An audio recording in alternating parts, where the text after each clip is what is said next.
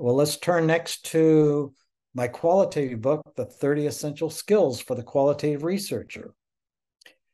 The first edition of this came out in 2015, and then my daughter, Johanna Báez, is the co-author with me on this, and we put together a second edition in 2020.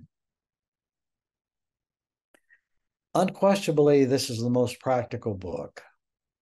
It came out of teaching that introductory course in qualitative research, not finding a good book for me to use, taking my notes from each class and turning them into chapters. And I had my graduate assistant sit on the front row in that class, and I had him write down every question that a student asked during and after the lecture. And then I would take those questions and pose answers and put them into the book.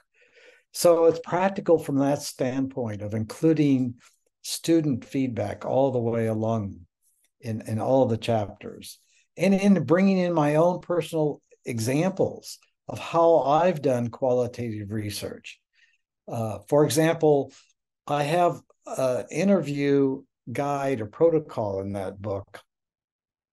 this book. So I give you the best example that I've known of how to put together an interview guide for doing a one-on-one interview in qualitative research. I think this book is really aimed at the person who is beginning qualitative research. So as I travel around to the different Asian countries and I give presentations, I recommend looking at this book. I take the reader through the coding process using one of my own examples, a step-by-step procedure on how to code a transcript. I say also, read this introductory book first to establish a foundation for qualitative research, kind of a descriptive thematic approach.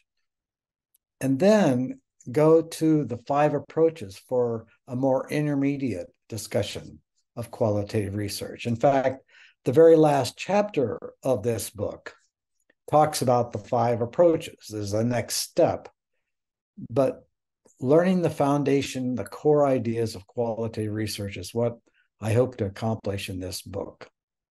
And bring in, it's unquestionably the most applied book that I have written.